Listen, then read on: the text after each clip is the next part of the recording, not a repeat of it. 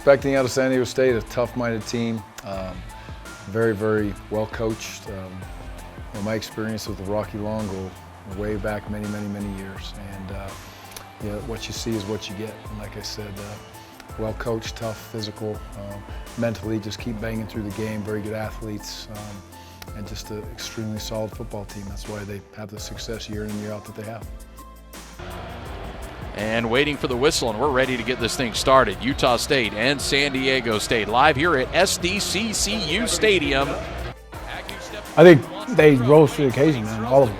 I think they all played well. I think they all were willing to just get down. We know that it was going to be a tough game. We know that San Diego State's a great team, and we thought ourselves as a great team, so we know it's going to be a championship battle. Those guys played their heart out, man. It was great to see from the first quarter to the last play of the game. You can tell right away that they were willing to do whatever to win. And they took on the challenges. Right? You've seen guys come down hard, they stayed in the gap, and they're fighting through. And if you put on the tape, I'd say for the last 3 games, that this front is tough and they're stout. And we're willing to do whatever to do to get our backers free, to whatever to do to get the win. 3rd and 5. Agnew has pressure, throws the middle of the field, tipped up, intercepted! Intercepted by Utah State to the 40, 35-30. Here we go, 25-20, 50, 10-5, and that is a Utah State touchdown. Shaq Bond taking it to the house here in San Diego. Woo! Free play. Love looking for it. Has a man. It is caught at the 30 and down to the 19-yard line. Save on Scarver. Gets to the 5, Ward into the end zone, and that is a Utah State touchdown. I felt like it was going to be a hard game. They well coached, which we knew going into the game. They're big kids. But we felt like at the end of the day, we still could dominate, still win our one-on-ones. I feel like they got the best of us sometimes, but overall, I felt like, it was a balance and we won that. We won the extra effort at the end of the day. I think total rushing yards was like 90. We gave up 2 yards a carry. Agnew has pressure, spins out of it, runs to his left, has time, steps up at the 35 to the 30, waits, throws all the way back to the other side. He's got a man wide open. He'll walk into the end zone for a touchdown. Holy smokes. You always give respect to San Diego State. How they've been in the Mountain West previously, and I played them my freshman year, so I gave them that respect to, nothing. They're not going to give us anything easily, so we got to go in and take it. And we did a pretty good job at that, in the beginning, and we were giving them the fight, and we kind of tend to struggle at the end, but here comes the pressure. I feel like we did a pretty good job, but definitely something we can work on. 30, 25, 20. 15, 10, 5, he's going to score a touchdown. That's what happens when you bring the blitz. And San Diego State is within 6 if they're able to get this extra point. We knew what we were in for. We knew that thing was going to be a 4-quarter battle, and when we play them next year, it's going to be a 4-quarter battle, and it's going to be a play here or a play there. And I talked to Coach Hoke before the game, and first thing Coach Hoke said to me, he said, "Hey, this thing's going to come down to a play here or a play there." And I said, "I agree, Coach, 100%." And that he's been doing this a long time, also, just like myself, and that's kind of what I expected. Crazy, bizarre game, but the Aggies are going to win it. Final score in this one, 23-17. We came, baby.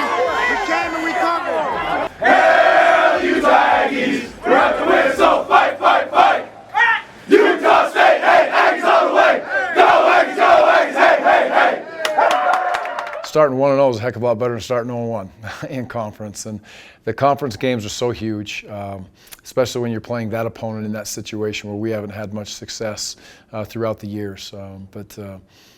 Either way at that point, there's still a ton of football to play, whether you come out on top or you come out on the bad side of that. We're fortunate we came out on the good side of that football game, but conference games they're also very, very important, and especially in this conference this year. There's no easy outs. I don't think there's an easy out for one team any week as you go through, especially on our side of the schedule that we're playing this year. So you need to have your A game, or you'll get knocked down real quick. It's just pure will, right? I think it's in football, it's basically one-on-ones, right? You're trying to win your one-on-one battle. And each and every one of those guys are trying to win their one-on-one battle every single play. Sometimes they have lost, but I promise you the next play, they're trying to fight back. And that's what it was, right? These guys have grit, and they're trying to win every single rep that they got until the last second went to 0.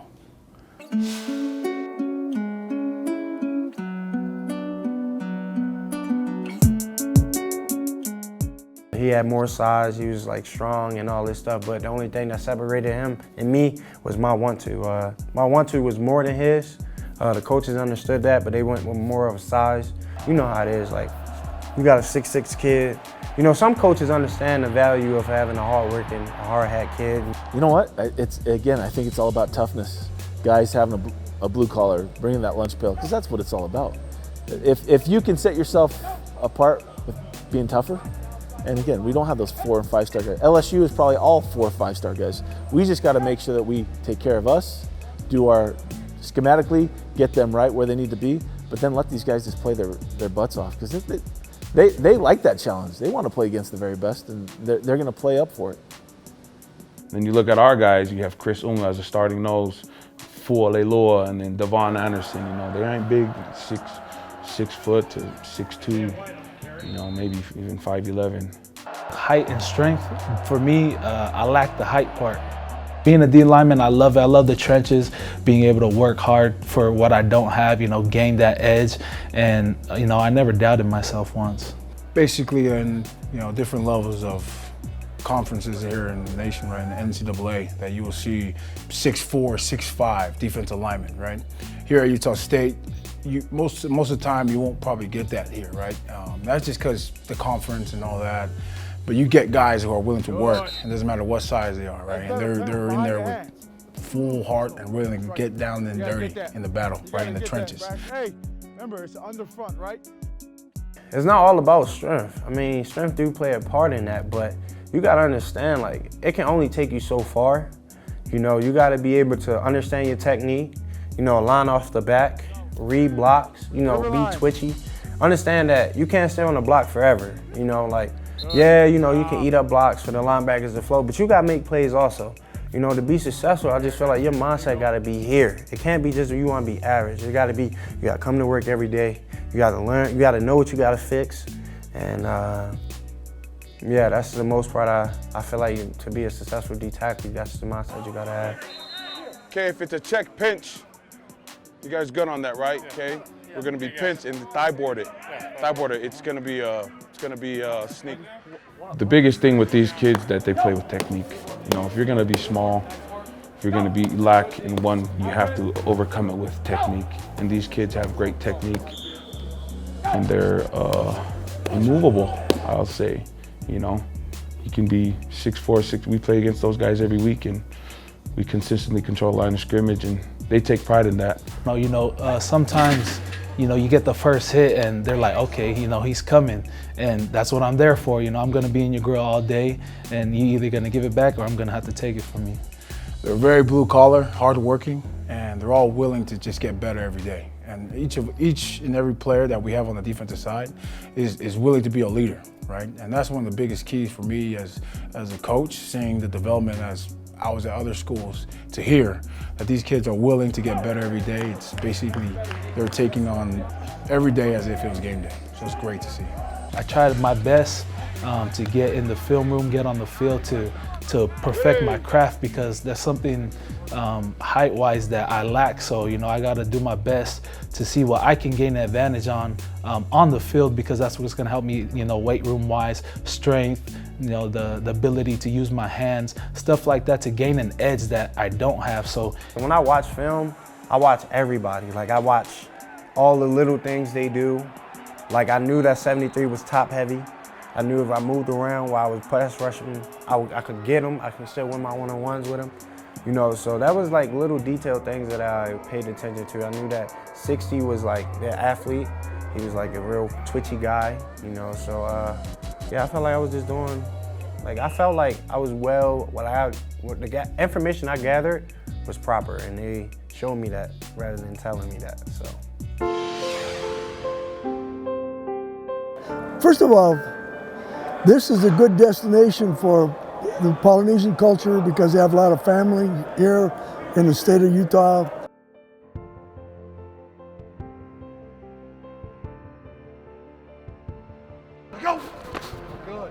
Polynesian kids, for me in recruiting, goes back to when I played. You know, for me, it's a vitally important part of our program.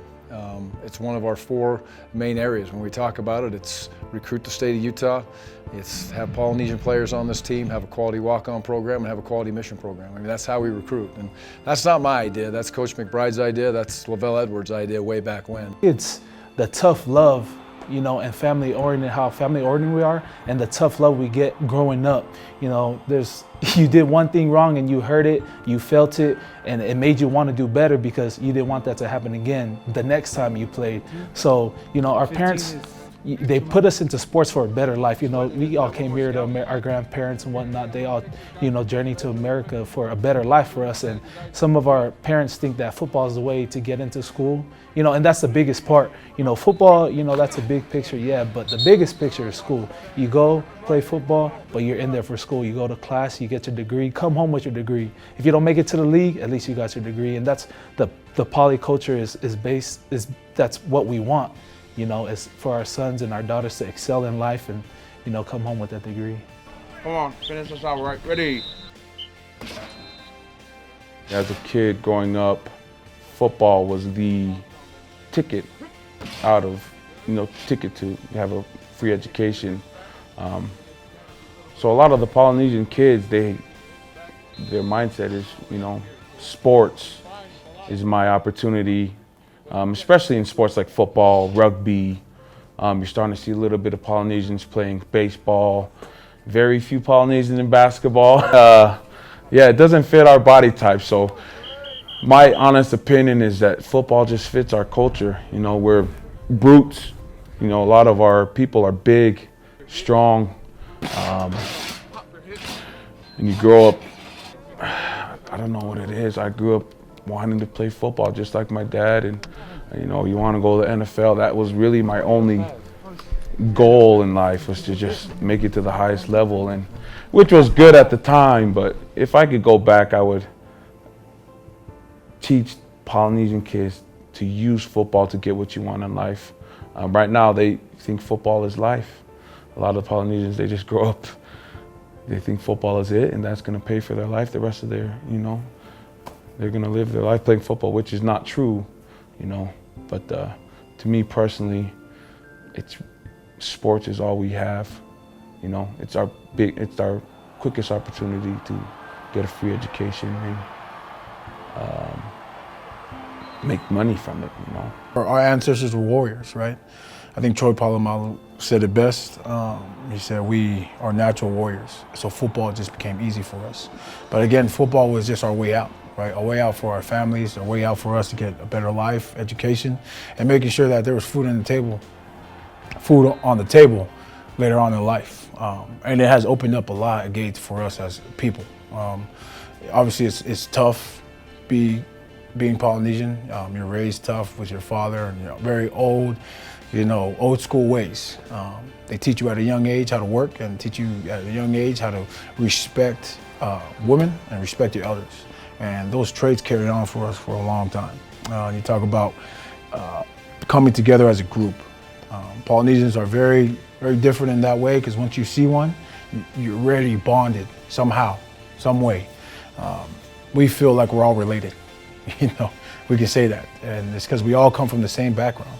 If you think about somebody who's looks like you, that was raised the same way, right, and that your ancestors come back all the way back to the same roots, you're going to be close somehow, and that's how we are as together. As the same here at Utah State, at Utah and BYU. I mean, obviously, I know everybody down in South, but there's just something about seeing another Polynesian. It's very different. You know, for me, it's toughness, it's family, it's belief, it's them being in a position that they can handle being coached hard. You know, I'm an old school guy, and I believe in, you know, coaching them hard, pushing them hard, hugging them up hard, being there with them. And the Polynesian culture is so much of a family influence, but you have to earn your way into that family. You don't just wake up one day and say, hey, I want to recruit Polynesian kids. It's not going to work. You have to earn the trust through the families, and it takes years to be able to get that. And the success of those young men, as they continue to go through the program that we have, and they have success, it goes down to the next family, and to the next family, and to the next family. And, you know, jokingly many times say, well, they're all related. Well, you know, lots of Polynesian kids are related, and they consider themselves family very, very deeply, deeply, deeply into their roots. And if you do one side wrong one time, you're out of that family. But if you push them hard and you take care of them, you care for them, those parents and those families are going to expect that, and they're going to respect that. And that's what I love about that. Now, as far as you talking, having the Polynesian kids on the team, they bring that exact same feeling to the team, in my opinion. Toughness, a family-oriented group. They want to be around their brothers. They want to be part of their brothers, and they'll be part of that brotherhood forever with their own team. And it's infectious. It's very important to me, and I think it's very important to all the kids on this football team because they know what that can bring to a football team. And you know what? They're usually pretty big and pretty strong, which helps. You know, a lot of us, I'm a very competitive guy, you know, and I know a lot of polys, you know, we don't like losing, you know, we don't like being the bottom guy, and I think that's what helps us, you know, get into sports and stuff, or what makes us get into sports is just, you know, we have something, you know, besides the physicality, we all just want to be out there and, you know, have some fun. It's fun to us, and, you know, polys, we just big competitive people, and we just embrace that blessing that we have, I feel. So. The poly culture is definitely growing. You know, it was big in the West Coast, Midwest, and now it's extending towards the East Coast. You know, you see teams over there like, okay, there's a poly over there. You know, Tua, you know, he's over there doing big things, opening the gates for so many, you know, poly kids out there. And it's something that teams like to have. You know, they like to have, you know, we walk out and do the little pregame warm up, you know, with our little haka or whatnot. But, you know, the teams love it. They're all in for it. And that's what the big part about it is. You know, the teams taking that poly culture in and being able to accept it so that, you know, you can go somewhere from there. I mean, now you're talking about 22, 24, you know, around that range here at Utah State. And then back then there was only maybe 2 coaches on staff. Here there's 5, right? It just grows. Back then it didn't help me because there really wasn't a Polynesian culture here yet. But the big one was just Al Apwaho, right? My little brother that came here, who I consider a little brother. So when he got here, it made the difference. It made it a lot easier, I should say. Man, to have these boys next to me, I love it because we all, you know, we all come from the same background. Some of us grew up differently, but we all have the same roots. You know, we all believe in the same thing, and it's kind of welcoming because when I transferred here, I came from school. We only had about 2 or 3 Polynesian guys on the team, and it was all right. You know, I never really complained. But when I transferred here, I noticed what I was missing was just another, you know, brotherhood, another set of brothers that I have. You know, besides the team, somebody that I can. You know, a lot of the boys I could just talk to, and you know, if they need help, I'm there. If I need help, I know they're there. So, to me, it's comforting, you know. And then there's nobody else I'd rather work with than the poly boys, you know, because they're just like my brothers, you know, like that I grew up with, and you know, those are the guys that you kind of want to see shine too, because you know we all came, you know, we all know where we came from, and. That little island, you know, those islands in the South Pacific. To do something well, to do something that'll, you know, help us progress in life. You know, it's very cool, and I like to see the other Polynesian boys do the same as well. Education is first, and that'll take you further in life, and to actually use the education that you get. So, Coach A, now we have the program Beyond Football. When I was playing here, the biggest sell people were giving was, hey, we'll get you a degree, blah, blah, blah, blah, blah. Well, I got my degree and didn't, you know, my first job, I was working at a gym, selling memberships. And nothing wrong with that. I was, you know, that was in between football and whatnot, but I didn't know how to do my resume, blah, blah, blah. I didn't know how to, you know, apply for jobs and all these things. And so Beyond Football is teaching our kids that, which is good for the Polynesian community, but like I said, I have a lot of younger brothers, and And so I always carry that with me. I always try to be a good, I always carry myself like, hey, what if my youngest brother too, he's watching you? Or now that I have a son, what if he's watching you? With, trying to hold myself accountable, having some integrity. But yes, it's very, very, very, very, very, I do carry that along with, but I know people sometimes when I go back home, I went to my little brother's football game. He's a gremlin. He's 8 years old, little kids playing, big old helmets. And, a lot of people I grew up with come like, hey man, blah, blah, blah, man, congrats. They keep pushing, blah, blah, blah, And so I do carry that. It's motivating, It's always, there's guys that looking up to me or, wish they were in my shoes. And little do they know it's no, I'm just kidding. But yeah, no, I definitely do carry that with me. Always, always, always, always trying to hold myself accountable. If somebody's watching, specifically my little brothers.